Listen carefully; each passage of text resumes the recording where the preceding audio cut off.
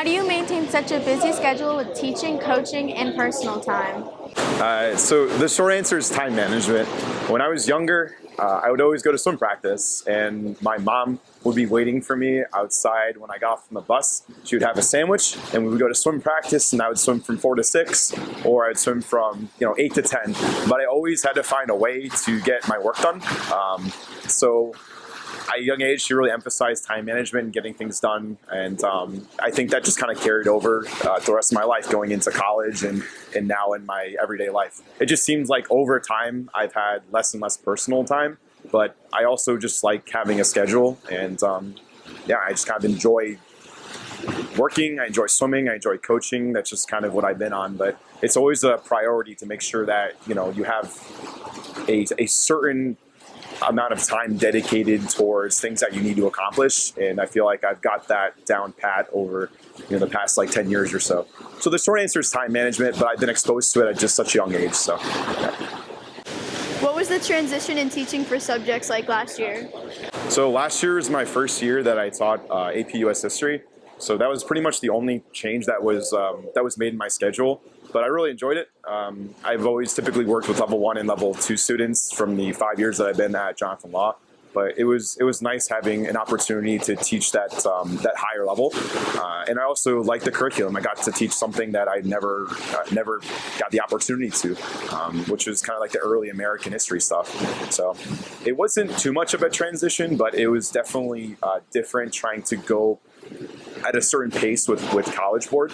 That's something I never really experienced before. I felt like when students generated interest in a subject, I was able to kind of take as much time as I wanted to really flush that out. But with College Board, it's very regimented. So that was the biggest change, I think, in my schedule. What made you want to coach Law Girls Swim? So I think it initially just started with me coaching. So I coached the boys season initially, and then I transitioned over to girls just because I love swimming. I'm very passionate about it. Like I said, growing up, I was always in the water, and I'm very grateful to what the sport of swimming has given to me in my life. It's taught me how to persevere through tough times. It's taught me how to work with teammates. I think it's just overall a great sport to be in. And my goal, I guess, as a coach is just to give back to the community as much as possible and to share my passion with as many kids.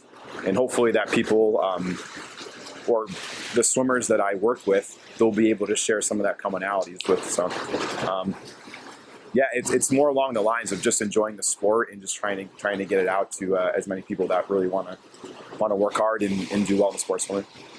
How has coaching positively impacted your life? It's taught me a couple of different things. Like it's taught me how to be more patient and understanding when I'm trying to explain myself, whether it's through the sets that we're doing in practice or critiquing someone after their race. I think that's the biggest part that I've improved on in my life. But it's also really cool to see a lot of students outside of school. I think it's helped me form a connection with them outside the classroom. You guys probably know when you're in your environment and doing sports, it's a lot different than when you're in classroom. So it's always nice to see that as well. But yeah, I think that, and also the relationships that I've formed, even with coaches and whereas like Rob down there, I consider him to be a friend that I've worked with him for the past 2 years, and just a lot of other great coaches there on the pool deck. So it's helped me form some really strong bonds. What keeps you motivated in your day-to-day life? So I'll tell you the story that I told you guys at the swim meet. What I said the other day, I didn't get it from myself. I actually read about it. It's a book. It's called Can't Hurt Me by David Goggins. If you're interested in reading, it's not for everyone, but if you like that message, it's definitely a good motivator. So the one thing that really struck with me in that book is he kind of mentioned this story about when you pass away, it doesn't matter what you believe in, God or whatever it may be, but I think that you reach heaven at some point. And when you reach heaven, you're going to be in a line with everyone else.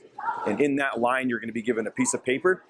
And on that piece of paper, you're going to be reading over it, and it's a list of accomplishments, right? So for mine, it'll say coach. It'll say, D1 swimmer. It'll have all my accomplishments on there. But then it'll also say other things too. It'll say that I climbed Mount Kilimanjaro. I had a beautiful family. My kids went to Yale or something along those lines. And I'll look at some of those accomplishments that didn't actually happen in my life, and I'll go, "Are you sure this is me? Like, this says my name at the top of this paper, but I didn't do half of the stuff on here." And then whoever my maker is, God or whatever, he'll say back to me, "Well, that's what you were supposed to do in life." And I don't want to live my life knowing that I had things that were planned for me and that I never got to experience those, or I never carried them out. So it's just kind of the idea of living life to the fullest and kind of seizing the moment. That's how I think that's what motivates me on a day-to-day life.